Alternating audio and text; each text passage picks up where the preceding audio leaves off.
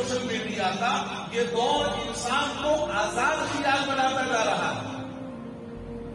ذہن کو آزاد بناتا جا رہا ہے.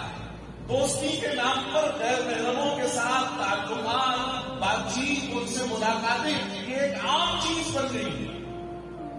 اور ہمارے نوجوان یہ سمجھتے ہیں کہ نہیں ہم بڑی پاکیزہ محبت کر رہے ہیں. یاد رکھنا میرے بزرگوں اور نوجوانوں، بطور خاص یاد رکھنا، شادی سے پہلے کی محبت، شادی سے پہلے کی محبت چاہے زمزم سے دھلی ہوئی ہو، شادی سے پہلے کی محبت چاہے زمزم سے دھلی ہوئی ہو اور چاہے قرآنی آیات سے دم کی ہوئی کیوں نہ ہو، حرام ہے